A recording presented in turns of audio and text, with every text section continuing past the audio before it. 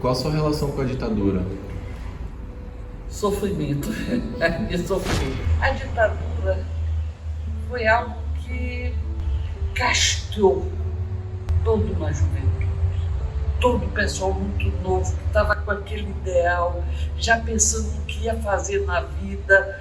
Uns se formaram, tiveram de fugir da Bahia, outros foram procurar trabalho, foram fazer inclusive luta armada, alguns foram perseguidos. Não foi só quem foi preso e torturado, como por exemplo a minha vizinha desde criança, Loreta Valadares, que eu tenho até hoje, uma grande heroína da Bahia. Ela depois foi exilada e foi muito torturada, morreu por causa da tortura. O marido dela também já faleceu e tinha todo o corpo marcado pelas torturas militares. Então não foi só a questão de Loreta que dava a fisicalidade na tortura, no sofrimento, mas tinha aqueles jovens que perderam o interesse. Alguns foram assim até cooptados pelo governo. Muita gente foi cooptada para o lado de lá, mas também muita gente passou na invisibilidade, na resistência. Dentro disso é que eu me coloco assim, no sentido que procurei até hoje ter coerência em termos de meu pensamento, de ainda buscar a utopia, ainda de pensar numa transformação. Mas isso não era só por causa do sofrimento do povo, que isso realmente era algo que nos afetava muito, mas também a necessidade de transformação, de revolução com a linguagem artística. Conta pra gente como é que foi essa história de você abrigar Capinã, Deda e a viagem. Nossa, a viagem foi incrível, porque eles estavam lá em casa e eles dois jogavam capoeira no quarto, entendeu? Porque ficavam de noite, eles queriam tomar um pouco de ar, então botavam porque a gente tinha medo, era no Politeama que eu morava, e que podia ter polícia passando por perto para olhar, etc. Era um medo muito grande do que podia acontecer, e ele botava às vezes um pano na cabeça como se fosse vestido de moça, para não saber que tinha dois rapazes e vinham comer na sala onde tinha uma janela que dava para a rua. Eles chegavam e aí tinha de sair para ir para o Rio de Janeiro, porque depois foram para São Paulo, o Capinã foi para São Paulo e tal. Então a gente acertou com um professor de música, que é Rinaldo Rossi, era da turma e a gente estava todo... havia um companheirismo aí, né? Que era do diretório de música, e o Rinaldo Rossi arranjou um professor, um alemão, que tinha um jipe, e o alemão era bem mais velho do que eu, mais ou menos a idade de minha mãe. Então decidiu-se o quê?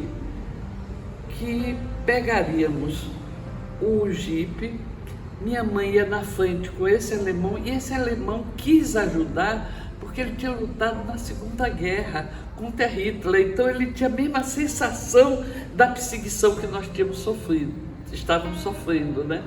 Então eu fui com os meninos atrás no jipe, com o Arildo, com o Lamego e com o Capinã, e nós fomos até Senhor do Bonfim e voltamos, porque a ideia era minha mãe com ele seria o casal que estava levando os filhos para uma viagem no interior, caso parassem eles no caminho.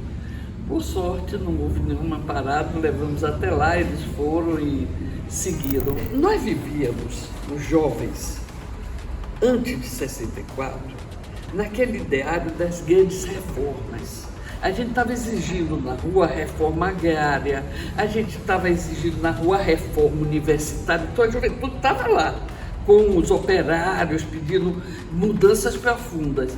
Os milicos, o que é que fizeram? Depois de alguns anos, resolvem atender às aspirações do jeito deles, por exemplo, para a juventude, depois de ter perdido muita gente, ter matado alguns jovens.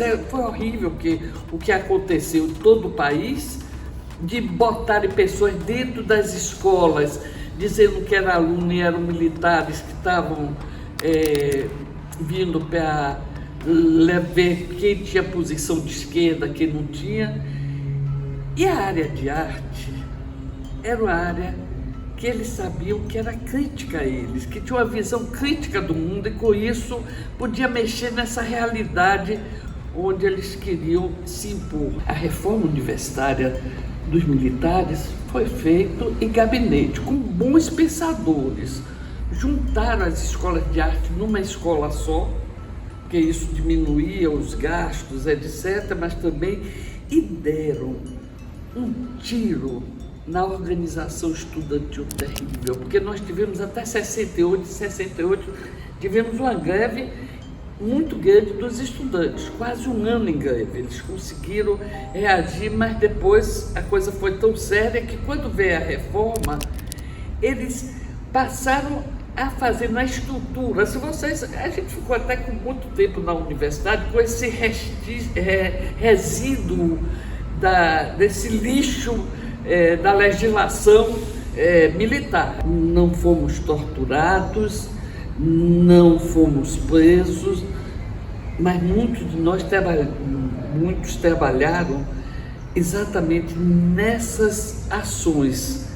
A reforma universitária, a área de arte, fez uma reforma incrível, que eles pegaram o modelo americano, que não coincidia muito com nossos hábitos e nossas tradições. Houve esse desmantelamento, mas houve algo muito mais grave, que foi a forma de representação estudantil. Então, os diretórios acadêmicos, que era onde os estudantes desenvolviam, porque a formação universitária não é só em sala de aula, é nessa relação com os colegas que vai se desenvolvendo muita aprendizagem. Então, isso aí ficou proibido do representante estudantil ser um aluno qualquer, só podia ser um aluno que tirasse 9 e 10, no máximo 8. Os alunos com nota mais baixa não podiam ser representante estudantil. E esses alunos nada tinha a ver com o diretório acadêmico. Então, o diretório acadêmico virou uma mesa de ping-pong, sabe? Assim, um espaço onde era lúdica apenas, desenvolver atividades lúdicas e não uma atividade política ou acadêmica que os alunos tivessem uma troca. Há uma formação de gerações com pensamento conservador, que o mundo tem que ser organizado disciplinarmente, então todos esses controles de uma sociedade militarizada e que o bandido tem que ser recebido com fogo, coisas desse tipo.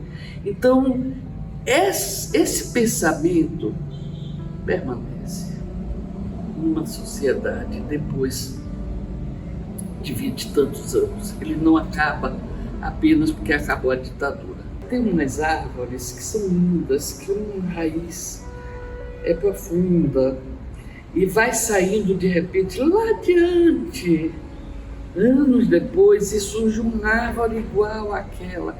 Então, eu sinto que a ditadura pode estar com raízes aí e que queira surgir uma nova árvore dessas que não dá fruto bom. Então, precisamos reagir a isso.